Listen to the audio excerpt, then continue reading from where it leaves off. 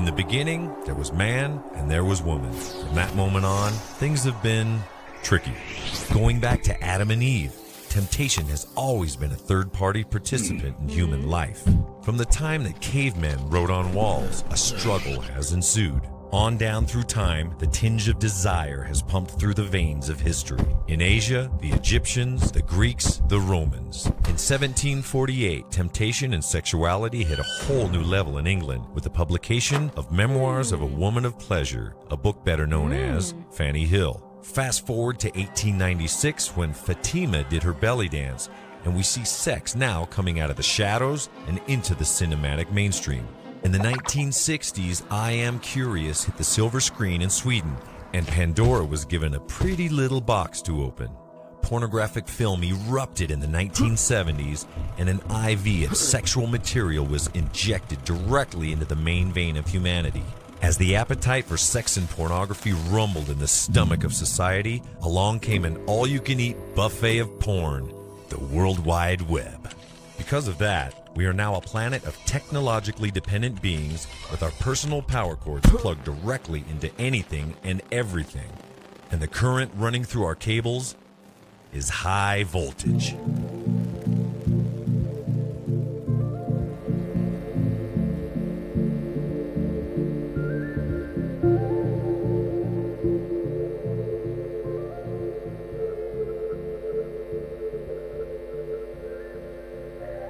We are wired sexual beings. Sexuality is a fundamental part of our basic human drives. We're hardwired for sexuality. It's a part of our structure, cellular and DNA, is to be sexual and to have sex, and anything that activates the sexual part of us is already hitting something innate with us. It releases all these chemicals in our body that make us feel good. Why? Because that's the way we're made. Because sex is supposed to make you feel good, so you have more sex. That's the way it works. That's human, that's normal, that's healthy. We have an almond-sized area in the center of our brain, the nucleus accumbens. It's the I want it part of our brain. It focuses on what we want, and it's important because it allows us to survive. By focusing on food and on reproduction, for instance, we survive as a species, as an individual. The chemical dopamine is produced in an area called the midbrain, and there are wires that take this dopamine, this chemical, all the way to the nucleus accumbens, to a different part of the brain. It really powers the brain with desire. The midbrain dopamine factory does. We call it the ventral tegmental area. The neurochemicals that exist in the brain during sex are the neurochemicals that are supposed to be there. Whether you're masturbating to pornography or having sex with the wife that you've been married to for 30 years. Ain't no difference. A fascinating study has shown actual growth in parts of the brain that are used more and atrophy in areas that are used less. It was first noticed in a study of violin players and further explored with brain scans of medical students both before and after an intense 3-month period of studying for exams. Not only did the brain grow and shrink, but new neurological pathways were formed as well. In short, the brain is actually reshaped. That physical change that we've scanned with violin players and medical students, that is a microscopic change that happens in that we form literally new brain connections between brain cells when we learn something new, particularly for powerful reward learning, something as powerful as pornography. Here's a different analogy. Imagine your brain as a dense forest. As your brain continues to create new neurological pathways through reward learning, as Hilton states, it's as if we're wearing a new pathway in the forest by walking it again and again. Over time, almost all thoughts can begin to take that same pathway. The trail can be forged by a number of things, including sex and pornography. Obviously, you drink alcohol, you snort cocaine, you inject heroin. So these are physical agents that you take into your body. What do they do to you? What is the common mechanism that these agents that are coming into your body do? Well, they turn on your reward system in your brain. That's the common mechanism. And we see that not only with drugs, but we see that with pornography and with sexual addictions. We're not designed for alcohol, for meth, for crystal, for all these other drugs.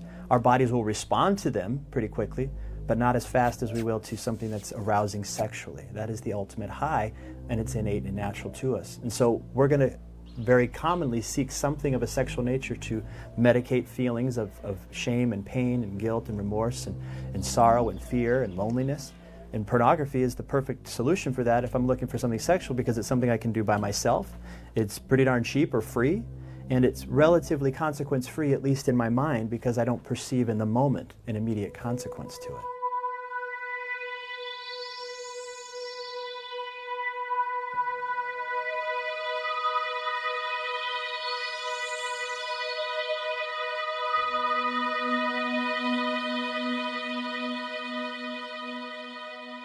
Perhaps the trickiest part of taking on a subject like pornography is the most simple part, defining it. Entrapping the true meaning of porn into a simplified group of words is nearly impossible, which is one of the reasons it's remained such an elusive social issue for so long. How does one define it? Trying to define pornography is like trying to describe air sometimes. I mean, the reality is it's going to be a different sensation for a lot of different people. But at the end of the day, from a clinical perspective, when I'm working with clients, they're the ones that can articulate pretty well to me what pornography is. I'm simply just asking them what they're looking at, what they're exposing themselves to. What makes something pornographic versus just sexually explicit or sexually provocative, I think, is also a debate that needs to be had. We are learning so much about sexuality that we never knew before. And we're having our ideas challenged of what we think is normal and what we think is healthy by finding out that there are a lot of people out there who are interested in all kinds of kinky sorts of things. So how do you define something so broad and so subjective? In this case, you look for a common denominator. For the purpose of this documentary, that common denominator is right here, the brain. The spectrum of pornographic material is infinitely wide at this point, but the physiological and neurological responses by individuals seems to be the same, regardless of the content. In short, no matter what a person looks at, the mind and body seem to have a similar reaction across the board. To use a more simple analogy, Bob likes football, Jim likes baseball, and Suzanne likes golf, but they all like sports.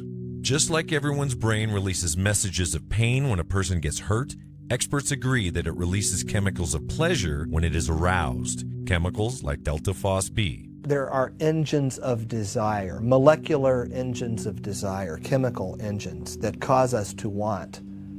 And when we see something that we've trained our brain to want, we turn those engines on. Delta-phos-B is a switch that turns on these engines of desire. And we know that delta-phos-B and other signaling cascade chemicals are very important in building these wires, these brain wires of wanting.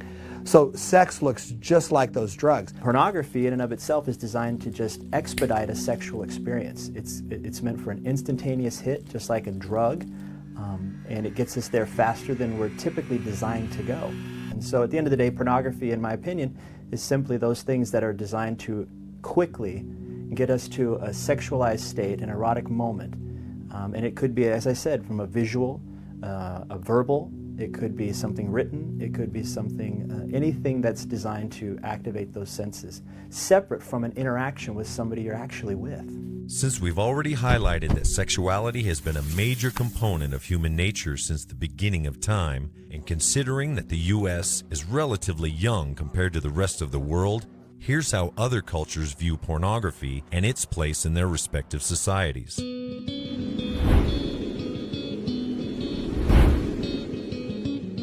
Bei mir selber, ich gebe offen zu, ich gucke mir auf jeden Fall Pornos an. Das ist aber mit dem Alter ein bisschen weniger geworden. Früher in der Jugend auf jeden Fall mehr. Ich schätze mal, das liegt an der Neugierde auch. Dass man sich so ein bisschen, dass man sich dadurch auch vielleicht ein bisschen bildet, was auch gerade auch möglicherweise ein Problem ist, weil in Pornos eben auch Sachen gezeigt werden, die nicht ganz der Realität entsprechen. Aber ich selber gucke Pornos jetzt nicht unbedingt jeden Tag, aber es kommt schon auch immer wieder vor. Und ich war immer mit vielen Jungs zusammen. Und bei Jungs ist das ein ganz großes Thema. Was ich so im Nachhinein auch ein bisschen problematisch finde, weil Jungs sich da oft auch ihre Ideale so herzaubern und sich auch selbst ein bisschen unter Druck setzen, was sie können müssen, so in Zukunft, würde ich mal sagen. Und da habe ich mir auch schon Gedanken drüber gemacht, ob das nicht ein bisschen problematisch ist, dass sich Jungs so viel dem Medium widmen und sich da hingegen so öffnen, aber dann in der Realität dann doch irgendwie... Also ich finde schon, dass es in unserer Gesellschaft viele sexuelle Botschaften und Bilder und Situationen und Werbung und vieles gibt, was also vielleicht im Entfernteren mit Porno zu tun hat. Also ich lebe auch in einer Partnerschaft und Pornografie hat für uns keine Bedeutung. Nicht mal ansatzweise. Und ich weiß nicht, wie es bei den vielen bei anderen, wie es bei vielen anderen Leuten ist. Also ich frage mich halt immer, wieso man diese Form nutzen muss, um mit einem Partner intim zu werden.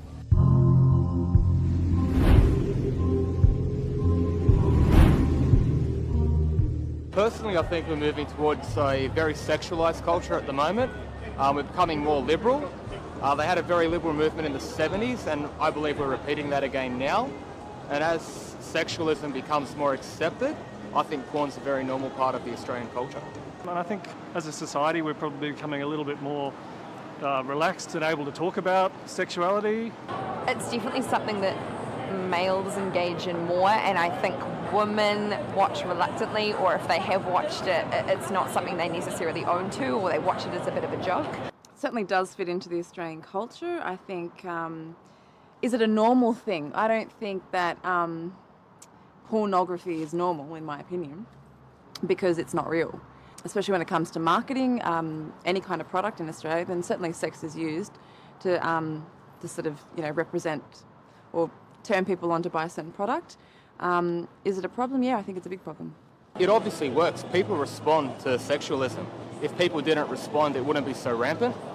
So I think from a marketing perspective, as long as it's working, we're going to continue to use it. And with that in mind, I think we're probably only at the tip of the iceberg. I think we're seeing a phase where sexuality and over-sexualization of kids is generally pushing media to explore different ways to make money. For example, every time you pick up a magazine with a picture of Kylie Minogue, she looks like she's having an orgasm. And the fact of the matter is that women don't look like that. And they shouldn't have to look like that to be thought of as being attractive or sexy.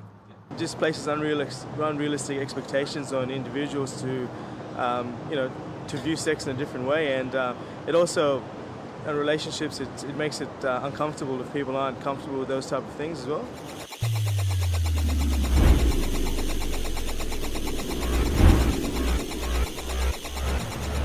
Pornokulutus on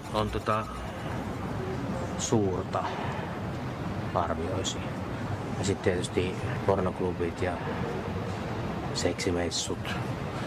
Mutta mä arvioisin, että se on ilmiö.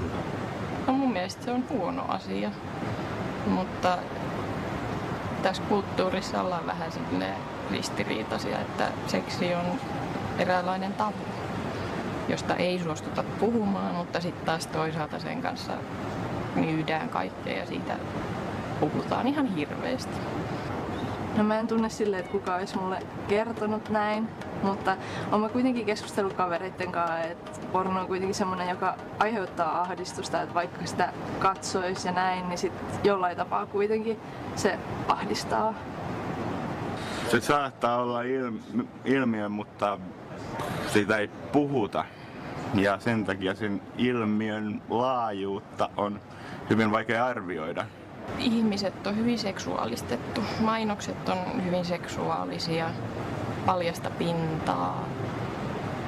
Käytetään naista myymään tuotteita, joilla ei ole käytännössä mitään tekemistä yhtään mitenkään seksuaalisuuden kanssa.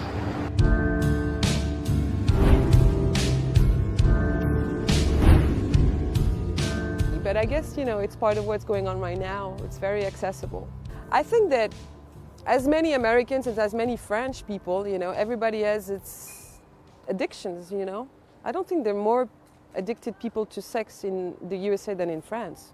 I think in France we watch pornography and it's okay about that, but I think in the United States you can watch it but it's a little bit taboo. You know what I mean? There is a paradox between that, because United States are maybe the biggest producer in pornography in the world, but it's very, comment tu dis puritain en anglais? Puritan. But it's very Puritan at the same time. So you can watch it, but you don't say that.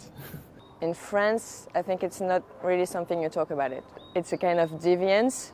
I don't think it's a natural thing. You shouldn't need it, because you should find the thing you need in your partner.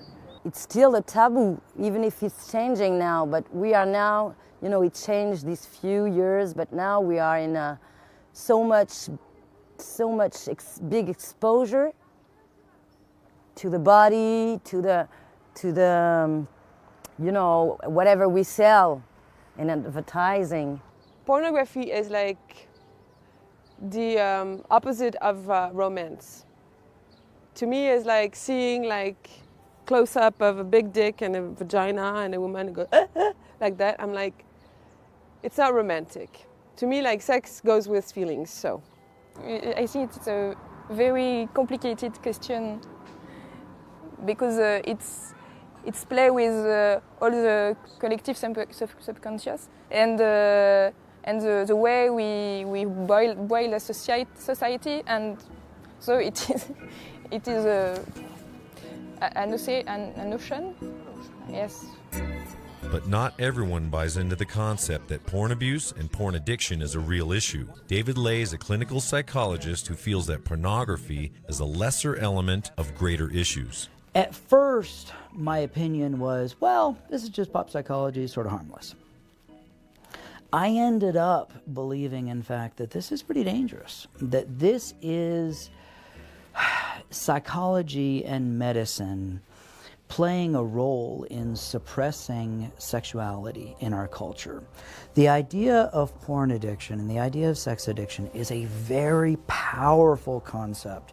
It has stuck around for 30 years and plus for a lot of reasons. Porn addiction and sex addiction is a way for culture and society to label sex as dangerous, something that we need to be afraid of.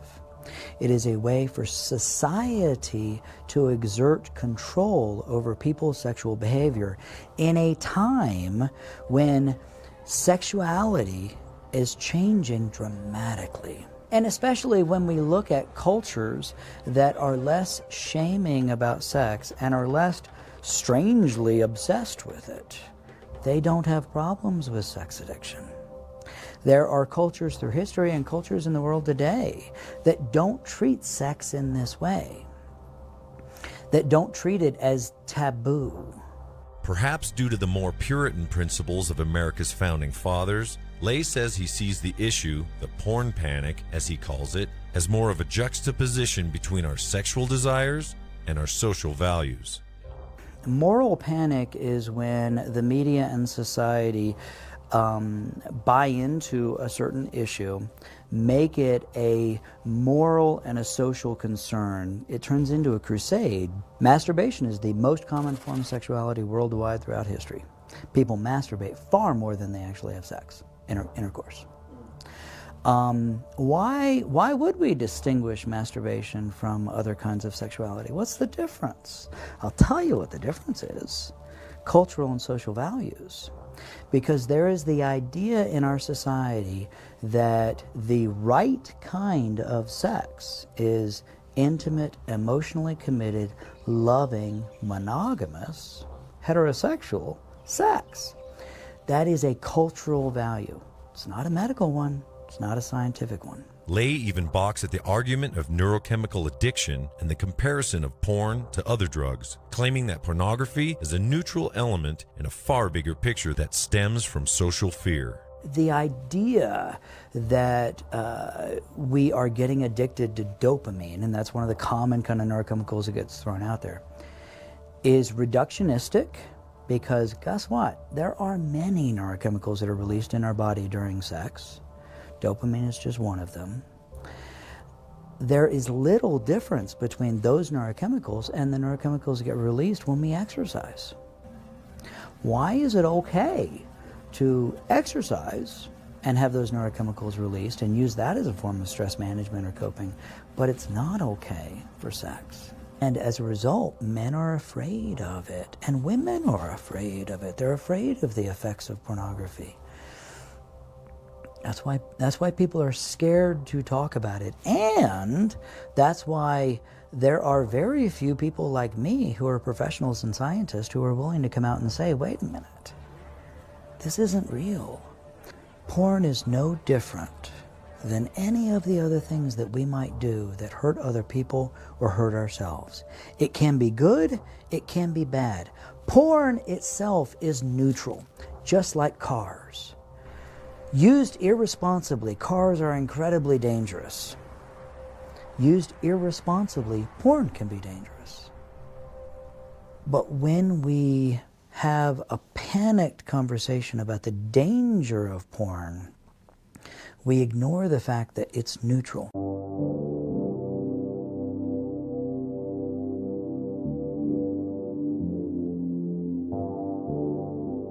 It really is devastating, and when people like David Lake can try to say that it's perhaps even good for kids to broaden or adolescents and college-age kids to broaden their perspectives with pornography, it's ludicrous.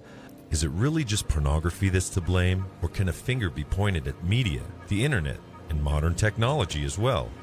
Is pornography really just an ocean fed by millions and millions of media and technological tributaries that slowly trickle through society? We seem to be creating a moral whirlpool for ourselves wherein people become trapped in a cycle of shame. So perhaps it's time we take a look at what's potentially going on here. You can't show bare breasts on network TV, for example. So we exist in this paradoxed world where on one hand, I've got it on my phone at any time, whatever I want. And yet at the same time, what we're fed is this mixed message that it's taboo, that it's to be hidden. And so that paradox of those two dynamics, on the one hand it's there, on the one hand we sell it to you, and at the same time, this is dirty stuff, don't look at it. That screws with our heads. We don't talk openly about sex in a healthy, productive way, but we're more than happy to talk about an innuendo or blast it all over the media. So there's an imbalance there. It's part of the conundrum. I mean, we haven't figured out what we want to grow up and be yet as a society. We're still very adolescent in that way, and unfortunately, pornography, when we mess with sexuality, we're messing with a basic biological drive that's essential to our survival. And to trivialize something as powerful as sexuality, as many are, as some professionals are, as culturally the entertainment industry is irresponsible, and even more so, it's dangerous. The media is a very significant force. I talk to my clients about the importance of having a neural net around them, and this neural net is basically a media filter where they have to determine what is healthy for them, what is unhealthy. And this is a part of what continues to build into that objectification that we have, where we're not seeing people as whole, we're seeing parts and pieces of different moments and snapshots and body parts and so forth. The world is now providing us with the very thing that it's conditioned us for. More and more novelty, more and more intrigue, something more and more extreme.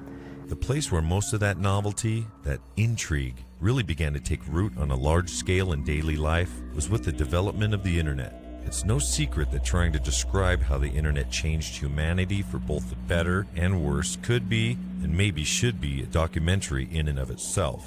But what's more alarming is how the technology of today is advancing at a much faster pace than the internet ever did. And its accessibility creates an anonymity that is both dangerous and damaging. Our ignorance around technology, our willingness to incorporate things into our lives without being informed and educated, that's the adversary. Et ylipäätään se teknologia voi saada aikaan sen, että ihmisten välillä on vähemmän intiimiyttä, ja se on ehkä myös tässä pornografiassa. You guys will talk about sitting in the car viewing pornography on their phone as they're driving down the highway. You know, when they pull up in the driveway, the first thing they do is they hit their history and erase it. And so there was no financial cost. Nobody could catch them. Nobody could see them doing it. You know, there's no cost in terms of the marriage finding out about it. You know, they don't have to worry about someone who saw them in the adult bookstore seeing them the next day, or seeing their car in a place where it's not supposed to be. And so there's an anonymity, a sense that I can do this and still maintain the image that I have to everyone around me. Bei den Jugendlichen sicherlich was anderes, die haben auch unter Umständen einen anderen Zugang dazu. Über Handys und die ganze neue Technik, wo ich mich nicht auskenne. Und wie gesagt, so spannend finde ich es dann auch. When we make computers and technology our number one relationship, or the entity with which we spend the most time and invested energy, as well as our sexual self, then we've essentially created an artificial intelligence for us to be intimate with, and we can't truly be intimate with artificial intelligence, hence the term artificial. We don't go backwards in this world when it comes to technology. So it's only going to become more available. It's only going to become more prevalent. So let's figure out a way to deal with that reality.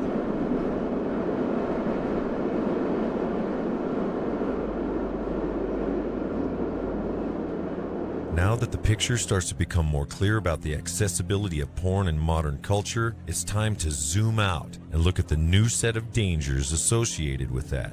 Part of the hope for this film is to illustrate the obvious progression that porn and its ease of access is creating. So far, we've learned how pornography affects the brain, and we know that it's now available to just about anyone old enough to hold a smartphone.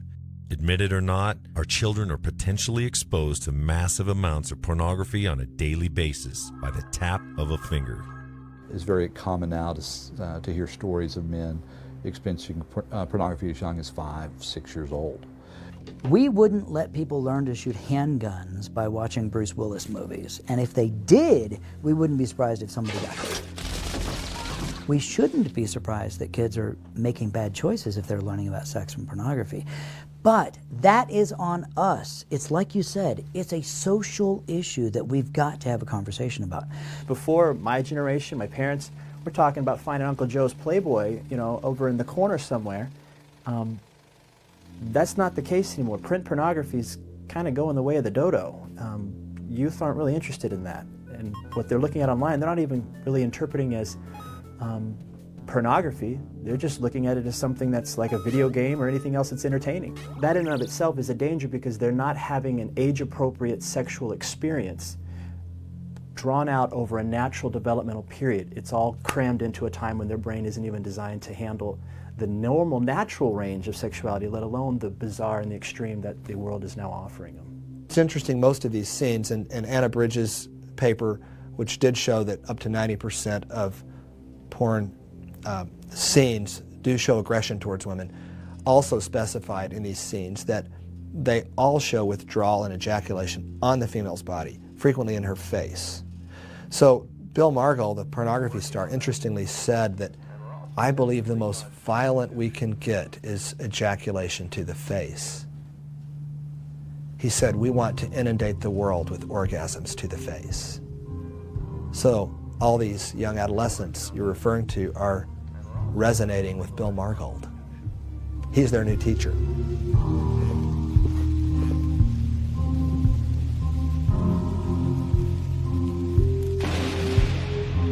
What happens with this pornography exposure, they're getting a sense of what relationships are supposed to be like based on pornography's myth. And when we're looking at what pornography offers, it's talking and showing instantaneous gratification. There's very little, if any, foreplay.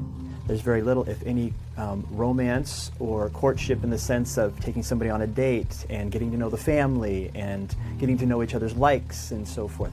We're talking about somebody knocks on the door and within 30 seconds we're completely naked and going at it. And so that's not the normed courtship patterns for humans. It never has been, and it's not something that sustains intimacy. In fact, it's It deprives intimacy. When you are a teenager, you come into sexuality, but you don't know anything about it because nobody talk about it. Nobody give any transmission about it. So you are like, what I have to do? Am I allowed to do it? Should I not do it? When is it the good time? Is it the good person? Am I ready to do it? Should kids be learning about sex from pornography? Fuck no. But if they are, why?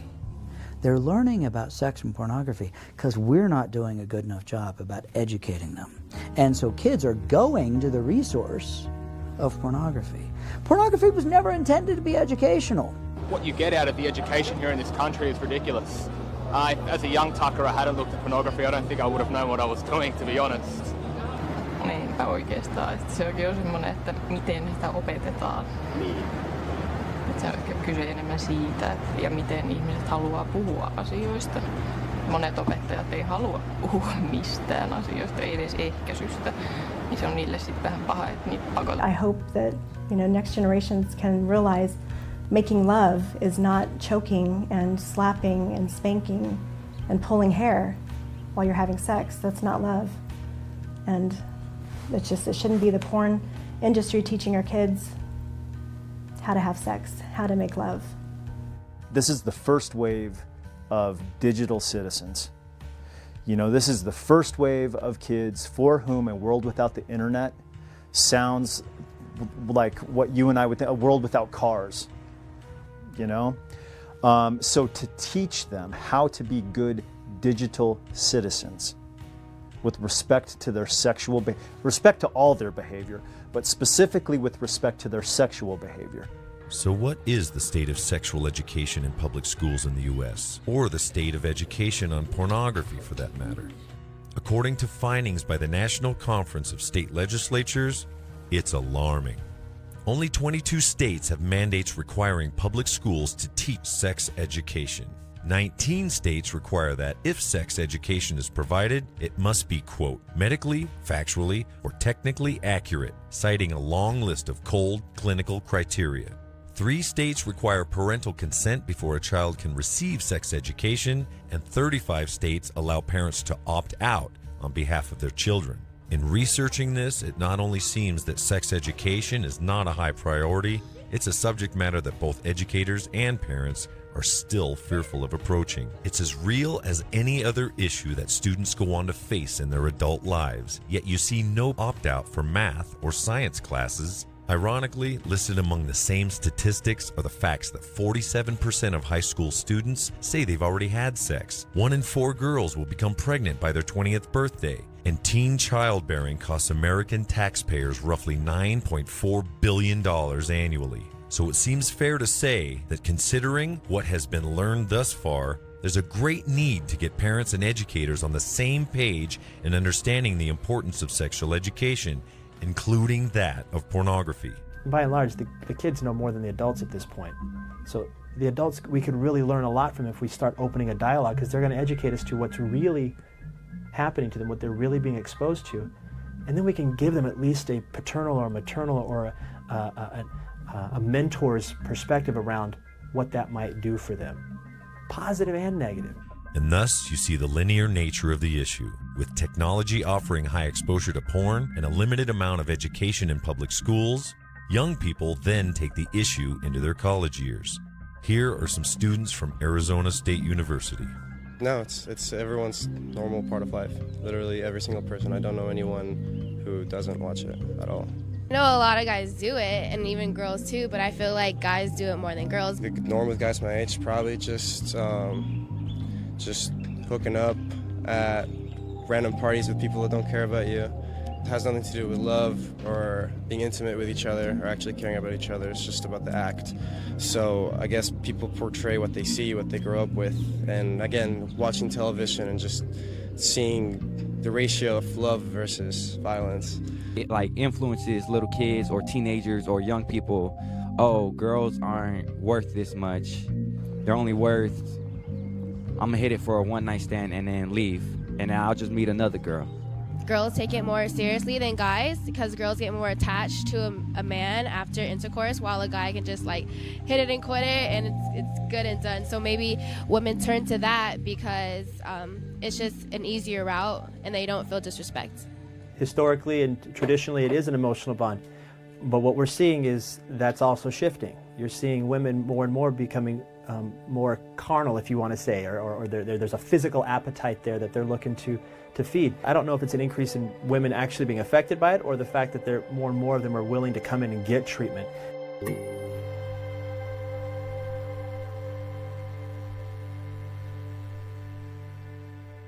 Most people, even in current day culture, would find it hard to believe that the words woman and porn addict could belong in the same sentence. The fact of the matter is that research now shows that an estimated 1 out of every 3 pornography addicts is a woman. And we're not talking about emotional pornography that you might find in a sappy romance novel, but full-on, hardcore porn. So the first time I remember pulling it up and seeing some clips, it was just this overwhelming rush.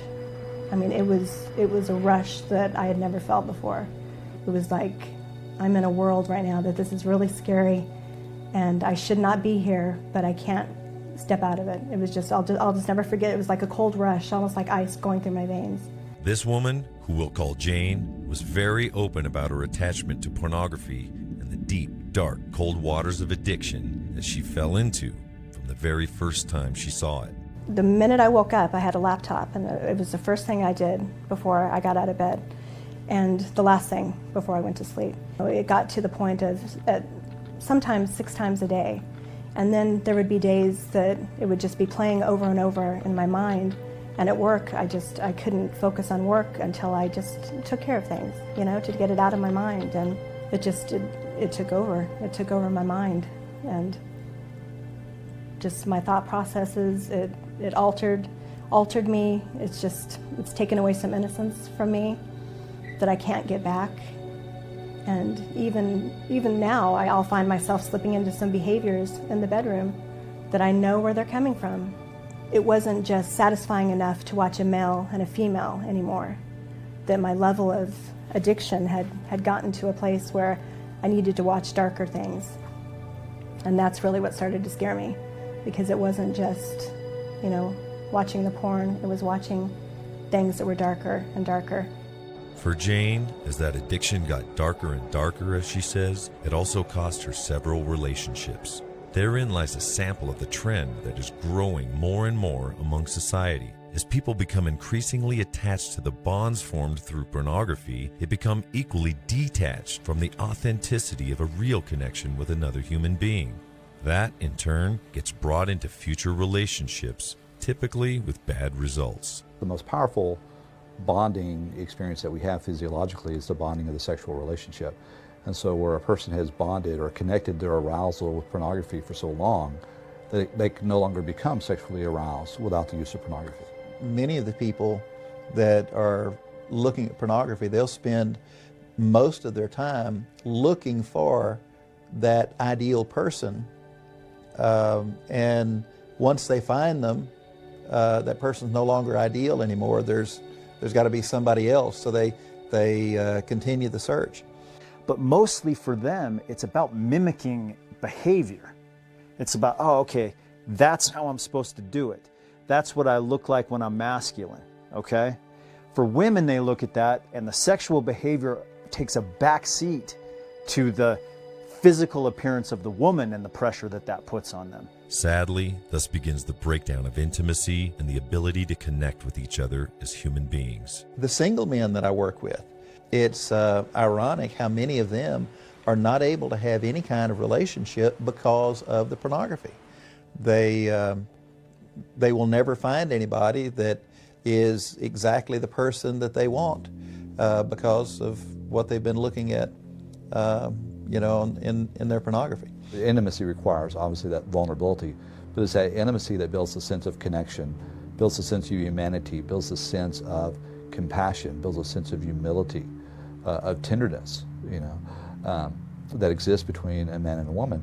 When you're looking at sexual behavior that's aggressive, you are depersonalizing the other person. or objectifying the other person, if you want to look at it in that language. I've made this person an object of sexual release, an object of sexual pleasure. The danger in that is that we lose the ability to connect. We lose the ability to truly empathize with another person. There's this self-regulation that we have individually that also impacts our relationships. And we lose that ability to self-regulate, not just internally, which is a tremendous damage, but we also lose that ability to self-regulate socially. It's not destructive, but it's not constructive, because you're just thinking about you and your own pleasure, as I said. And I think if you do that, and if your partner do that, it's not great for the couple. So, Jack meets Jill. They seem to fall in love. All is right with the world, except for one problem. One of them, or potentially both, have had or still do have an issue with porn. The private nature of it is one of its greatest strengths, is that it's not something that's, if ever, rarely is going to be something that you can notice in somebody. Unless they're verbally discussing it and describing what they're doing, most times you have no clue. Let's see, I was a single mom of a young boy, and we met through a mutual friend. He introduced us, and he was so charming and handsome, and just, I don't know, you just looked at him and he was all-American guy. And beautiful eyes and big smile. He had a good job, a good education, and he liked me. We became best friends very quickly, and it worked. It was really good. He was my best friend. He just took my son under his wing and really stepped into that role, which was amazing. He was it. He was my rock in so many areas of my life. He was my protector. He was my knight in shining armor, 100%.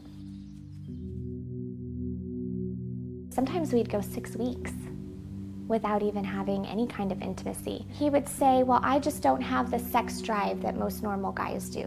That's what he would tell me, and I didn't know. I mean, I was in my early 20s. I'm just like, okay. He had a really difficult time either performing or lasting. And sometimes we would get to the point where we couldn't even physically have sex. And it was over before it even started. And it was very difficult. In my mind, I felt like I'm not fat, I'm not ugly, and I like you. What's the problem?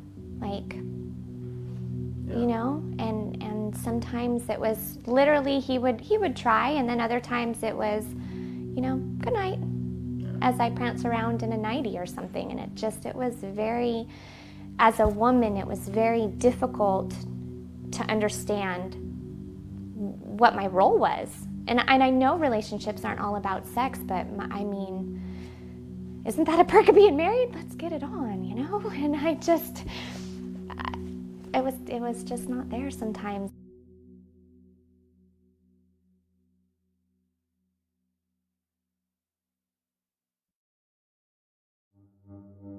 My little sister and I, she was like 11 at the time, we were on LimeWire trying to find some music, and it popped up in the history, some really just bad stuff. And my sister was like, what in the world is that? I was like, oh, don't look at that, you know? I mean, she's 11.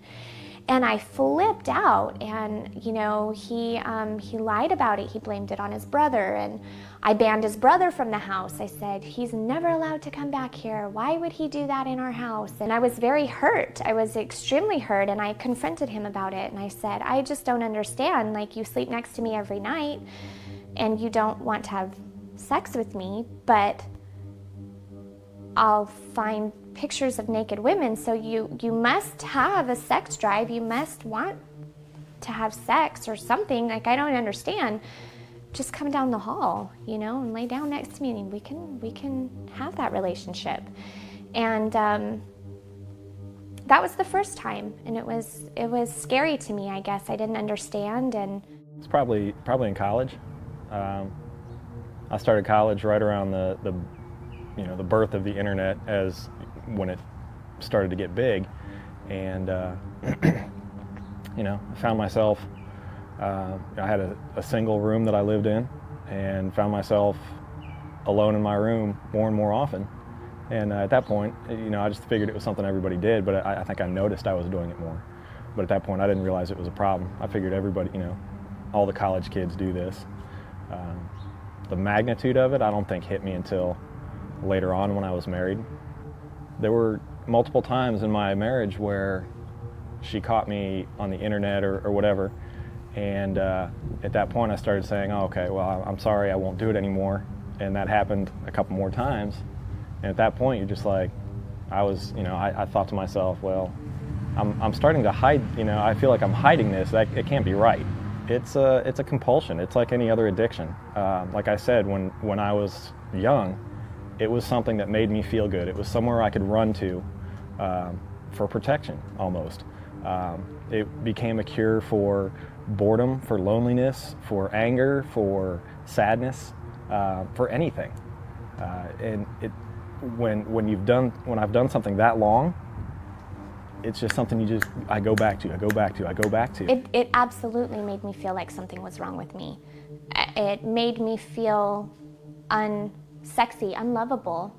I felt like there had to be something wrong with me. It all boiled down to that. There was something wrong with me. I was at the time, I think I weighed 98 pounds. I couldn't be skinny enough. I couldn't be pretty enough. I think it was more for me that it was, the act of intimacy and sex took a whole lot of effort. And for me, at that point, it was so much easier to look at pornography. Everything could be, there wasn't, I didn't have to please the other person involved. Sadly, it just seemed like it was easier to do that.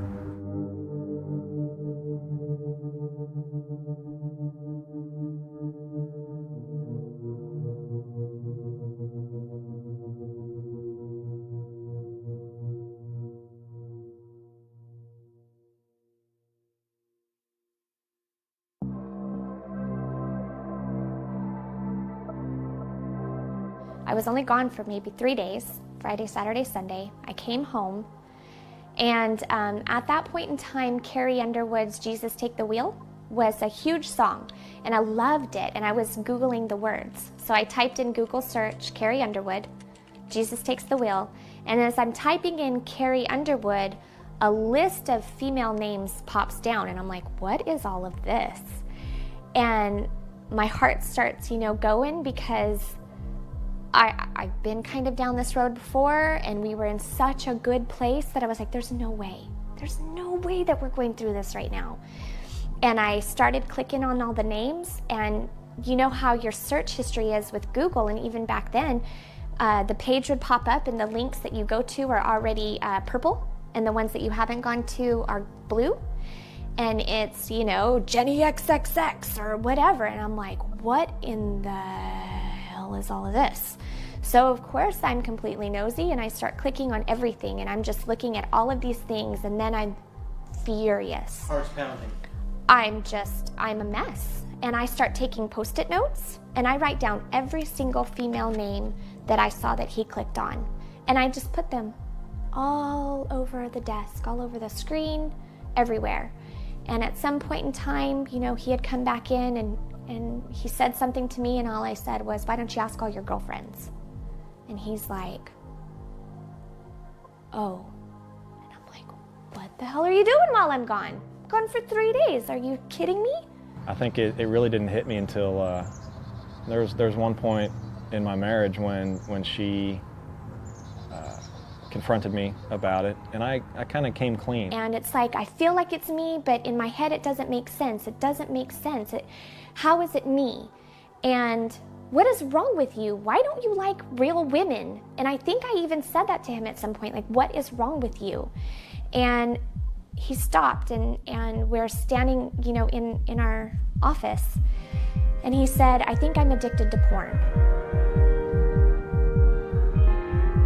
And I sat on the floor in my office and I bawled, because I didn't know what that meant. What does that mean? I know what it means to be addicted to alcohol. I know what it means to be addicted to drugs. What do you mean you're addicted to porn? What does that mean? I feel cheated on 1,000,000 times over by 100 different girls. I feel inadequate. I feel like I don't know what to do. I gave him many ultimatums. Me or porn, your family or porn. And every time, I mean, he truly, truly believed it, and I wanted to believe it when he would say, I choose you, I choose my family. I don't want to look at porn. I want to be with you, I want to get better. And he would cry, and I would cry, and it never lasted. He was always sucked back in.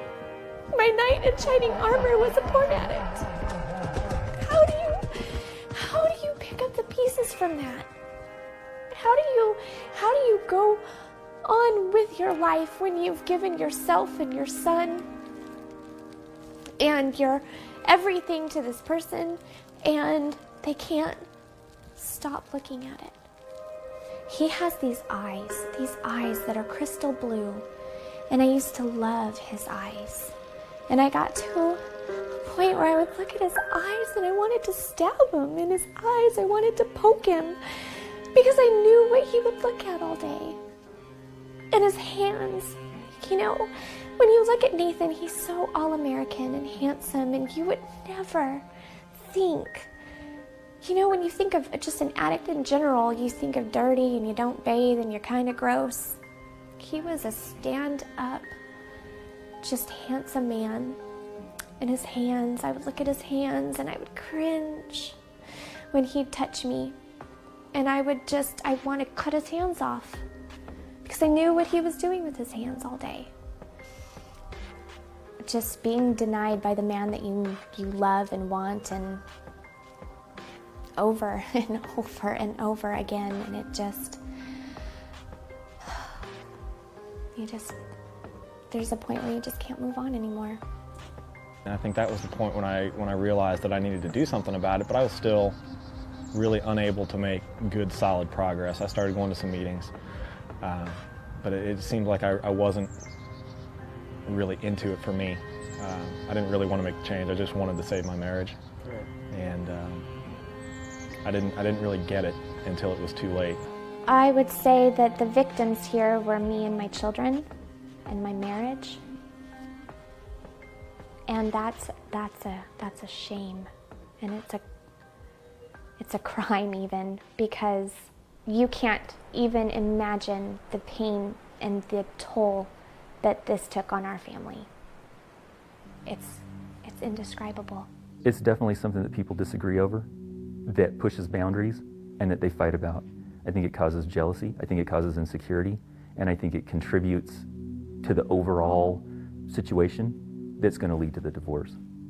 And I think it adds a sexual cheating component, even if actual cheating isn't occurring, to that mix. At least adds to the insecurity. Brad Dowley is a former divorce attorney who has seen time and time again situations unfold much like that of Betsy and Nate. He points out that there's another victim here that really has no control over the situation.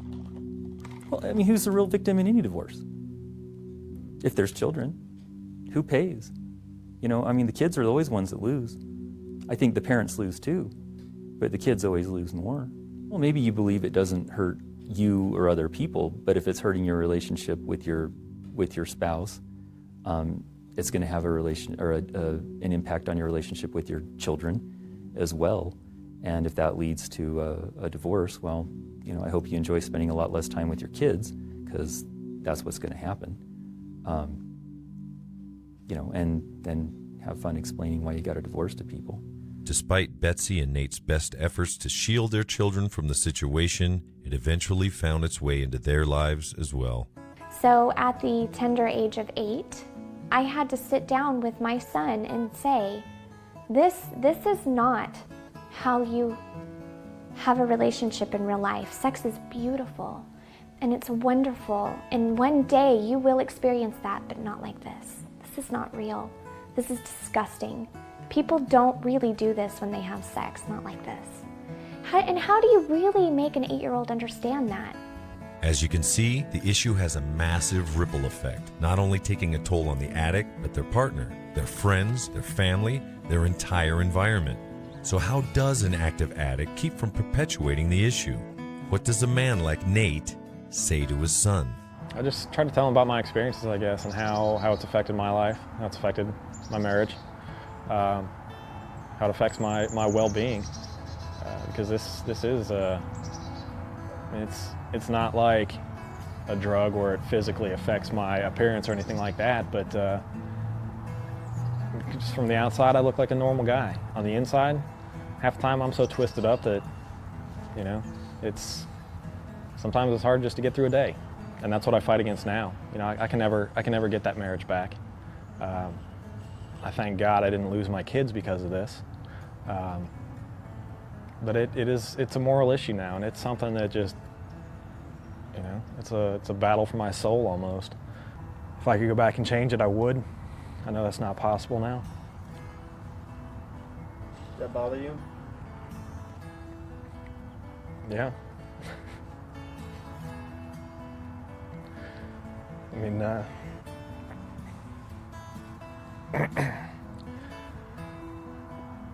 she never asked to be in a relationship like that.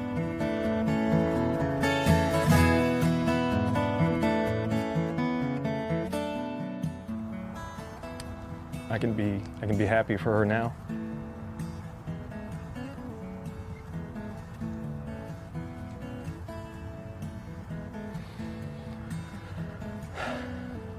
You know, that's be happy for her now that she's remarried and she's happy. And you know, there are things that people say they never wish on their worst enemy, and this is it.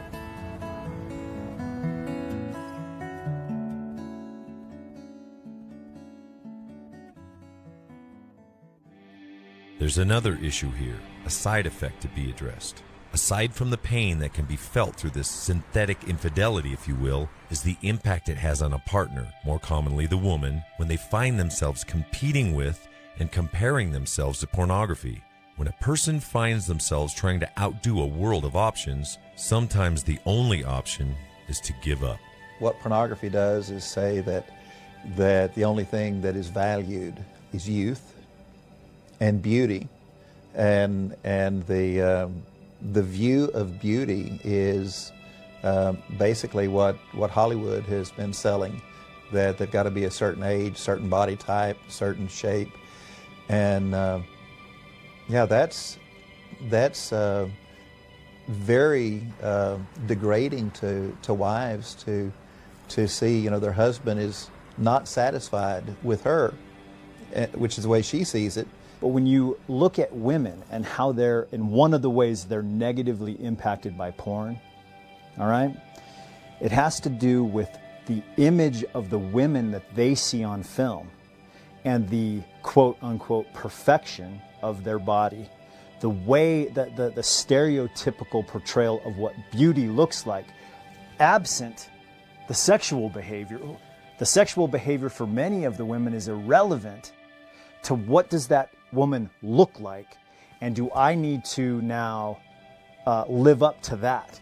Because when you're with a man that you know has been watching porn, you think he's looking at you because you don't look like them, that, you know, that your body isn't great, you know, that you can't do it for him. Women just obsess about that, and you get to a point where you just almost want to give up. You know, you feel like I can never compete with that, so why even try? So a lot of my friends have those issues. They lose their self-esteem, they lose their identity, they feel less than. I think that men need to understand that not every girl is going to do what the girls in the clips do, and to put that kind of demand on a female is really unfair, you know. So I think women just need to be able to say, I'm not going to do that. I remember thinking these women are beautiful, and I am not like that. And he could have a new girl in the click of a button, and I'm just me. But I love you, and I don't understand why I'm not good enough. I am a real woman with stretch marks and a saggy butt. What more do you want from me? I'm not fat, I'm not ugly, I do love you, I'm not perfect, but I cannot compete with that no matter what I do. I can't. My perception of myself changed so drastically. I still struggle with some of the residual from that. And I don't feel like I had men are supposed to be nurturing to their wives and make them feel beautiful and all of those things, and I didn't feel any of that. They want to know that there is a man that they desire, that they respect, that looks at them and treats them differently than any other woman in the world.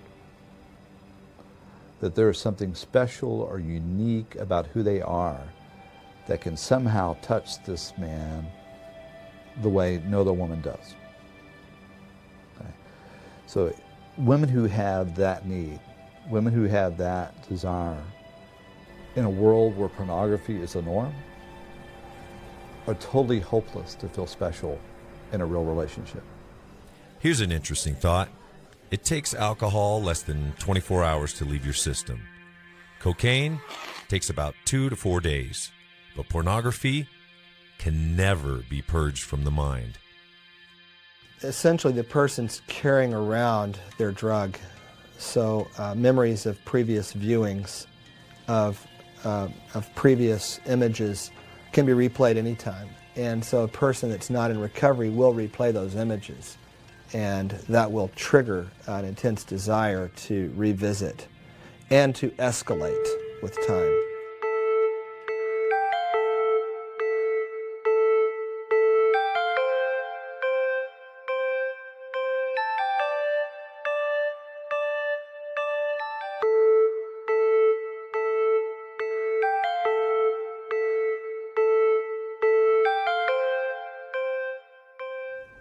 Just what is it that keeps drawing people into the deep chasm of porn and holding them there? Many experts, and those that are stuck in the throes of addiction, have a simple term for that psychological process that holds so many captive: the shame cycle.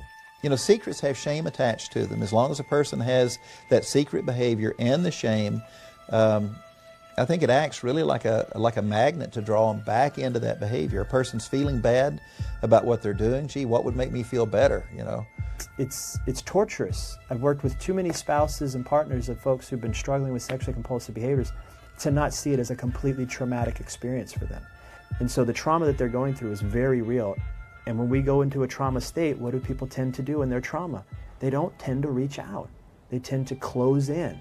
They go back and revert to whatever it was historically that they used in the past to take care of themselves. It's exactly how it works. Once I would, go all the way, so to speak, and look at porn and masturbate and get what I was after, I would feel terrible. I'd feel awful about it.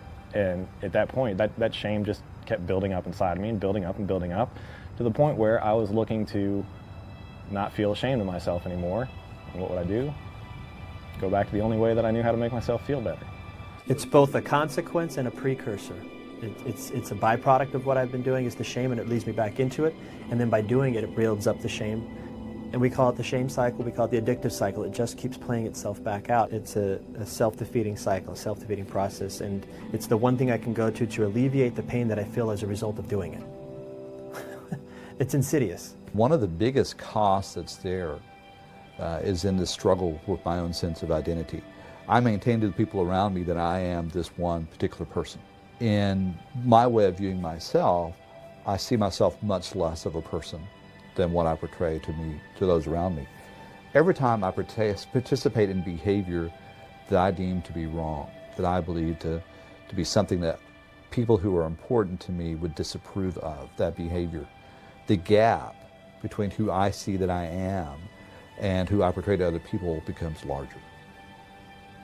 And the larger that gap, the more my sense that I'm a poser, an imposter, the more my sense that I am a fraud, the more of a sense that if people knew me, they would reject me. And so the walls and the barriers to intimacy become higher and stronger and thicker.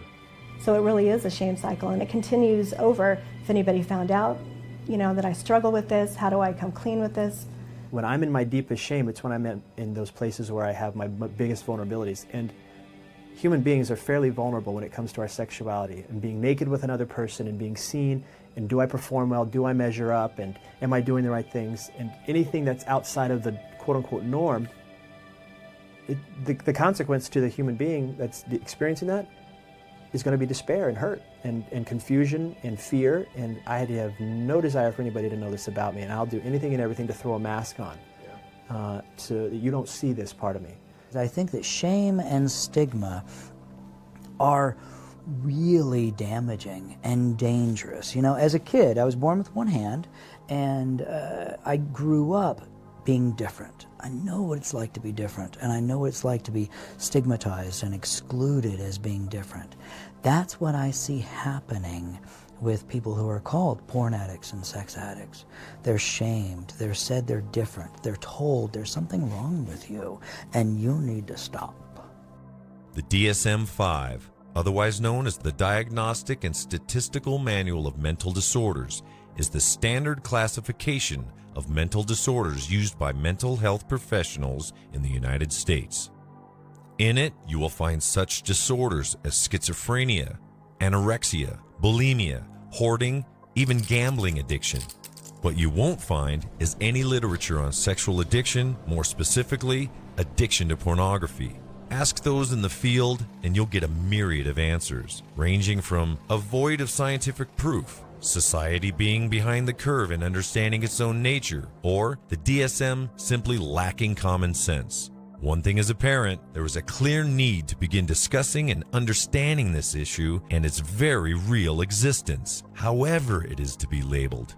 Problematic porn use looks like addiction. Is it? That's the question. That's the question at the heart of it. Is it addiction in the same way that addiction to drugs exists? Is there a tolerance? Does it take more of that drug of choice to bring about the same kind of behavior? Or are they engaged in things that, in behaviors that are harming them or harming somebody else? Do they repeat them? Do they lie to cover it up? Do they make efforts to stop and are unable to stop? Do they make promises to stop and then they go back to that same old behavior? When I see all of these things taking place, then I say, there probably is an addiction going on with that person, whether they recognize it or not. And then there's the DSM-5. In the DSM-5, the new manual for addictions, the word addiction is, the new manual for mental health disorders, the word addiction is used once. And it's used with a line that says, addiction is not a precise enough term anymore because we don't really know what it means. Sex looks just like those drugs, and the more we learn about that, the more we understand it's a contextual thing, really. That's why the American Society of Addiction Medicine, which is comprised of medical doctors like myself, who are more biologically based, redefined addiction in 2011 as a disease of the brain. They use the disease word, affecting three systems: reward, motivation, and memory. And the second part of their definition was that sex, food, and gambling are addictions just as much as alcohol, cocaine, or heroin. And yet one, the DSM is going to say is an addiction, and the other is not. It's ludicrous. It really is. And the DSM-5 is deeply flawed for that reason. And so anyone that would say that if it's not in the DSM-5, it's not an addiction, simply doesn't understand the neurobiology of the brain. There's so many subjective perspectives on that based on family of origin, culture, heritage, faith, and so forth, that it's going to require very specific data very specific empirical evidence to even get the conversation started. And even then, as you well know, many people, despite evidence, will still push back against that. And that's common throughout humanity. But we have to at least have that data. Be it psychological or biological, the rift between these two very important fields could well be one of the reasons that this issue has flown under the radar for so long. Imagine if the two very intelligent groups united. I personally don't see the two sides needing to be at odds. At the end of the day, we want to help individuals that are struggling. You say it's this, we say it's that. At the end of the day, we want the same outcome. We want them to have mental health, we want them to have emotional health, we want them to have relational health, we want them to have success and stability and a sense of well-being within themselves. And I think there's multiple ways to get to that, and I don't see us needing to be as diametrically opposed as many times we're being pitted against each other. Speaking of biology versus psychology, is it fair to ask if this is an issue of neurochemical dependency versus moral deficiency? In essence, are we talking about addiction versus being a bad person? When you talk about addiction of any kind, the thing that's the most difficult for people to relate to is the loss of control. That people who can't relate personally look at somebody who's in the grips of addiction and say, how could you choose XYZ over your family? How could you choose drugs over your kids? How could you choose porn over your wife? That's very hard for the average person to relate to. And yet, on the flip side, the person that's struggling with that addiction in its true form looks at it and says, what choice?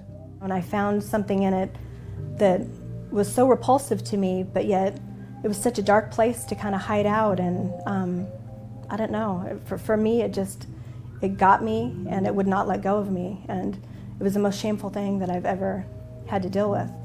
Is there a way we can talk about it then without using the moral card? Absolutely. So it's not just a moral problem for people that believe in morals.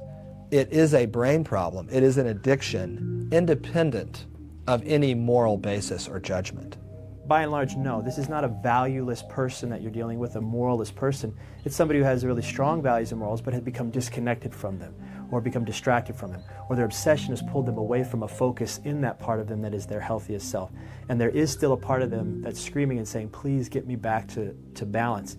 But I don't know how to get there without doing the thing that I know to do now that feels like balance and normal. The person who's spending his time with pornography, if it's approached as a moral problem, then the response is for him to feel shame, and if somebody will just preach to him enough and really make him understand how bad he is, maybe he'll stop. No, he doesn't stop. Shame ends up being a very powerful trigger. Then a very powerful thing that propels the addiction. Whatever your perspective may be, we cannot just pretend that this pornography issue doesn't exist. It has very real, very apparent potential to infiltrate individuals, relationships, families, and break down the very nature of community as it's meant to be. We are sexual beings. We always have been, and always will be. It's how we begin to handle that sexuality now, or at least try to understand it, that will have great impact on the future. As we lose the ability to be intimate, what we can predict is a generation of children that have this inability to self-regulate themselves emotionally, an inability to form satisfactory, close human relationships. We'll then pass that on to their children. We'll pass that on to their children. When we say something is an addiction, the answer is real easy. Stop doing it. The answer here is not so simple. These are complex issues that involve marriages, involve sexual values, involve men and women, involve masculinity and femininity, involve education, involve culture and society, involve sexually transmitted diseases, involve libido and all kinds of things. If your film can generate that kind of conversation, I think it's healthy. I think that's the ultimate goal, and that's my ultimate goal. Because calling it addiction stops the conversation. We've walked on the moon. We can perform intricate surgeries. We can write beautiful sonnets. We can compose music. We can do all of these marvelous things. We can love our children, our spouse, experience these powerful, deep human emotions. And then we cheapen it by commoditizing human beings. We're better than that. We're much better than that. Sexuality has a much higher purpose in humans than that. The unfortunate thing is that pornography is ruining and destroying many families and many individuals. Black and white thinking when it comes to pornography is just not a luxury that we can indulge ourselves in. That's a scary thing to think about when you talk about how does this impact the formation of coupleships and family establishment, and then there's the values that we carry forth of, do we see ourselves as a communal being, or do we see ourselves as individuals in isolation? Be careful with pornography. Don't treat it like it's a benign thing, because it's not. And when people perceive an actual partner in real life as bad porn, then we've really taken a real critical shift for the worse, in my opinion. The idea of porn addiction and sex addiction is about a moral conflict within the person and within society. I think it is really important that we help people have that conversation. And that is precisely the sole purpose of this film, to initiate conversation. It is not to indict, to accuse, or to demonize. It is to shine a light into a darkness that looms over us as a human race. Some may contend that pornography is a neutral element that is harmless unless used irresponsibly. To the contrary, as we've shown, it is shackling our children to a powerful, preconceived notion of false intimacy. It is teaching them a lie. It is belittling spouses, emasculating men, and destroying the beautiful essence of women. It can no longer be the erotic elephant in the room that we hide behind the closed doors of our homes and offices. It can no longer be the educator of our youth. Is it the fear of social disgrace that keeps us from permitting each other to be free of its bondage? Like it or not, admit it or not, it is here and it is harmful. It's time to talk about it openly and honestly in all facets of society. There is great power among people when they learn that they're not alone in a struggle. There is conversely great power in the shame that keeps people down. And shame should not win.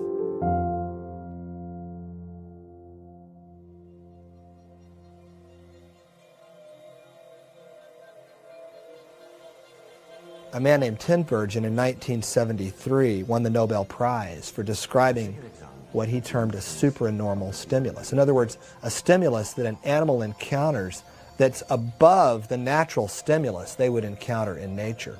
He took butterflies, and it was a species where the male would find the female based on the color and size of her wings.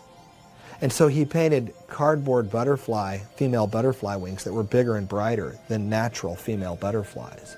And lo and behold, the males would ignore the female butterflies.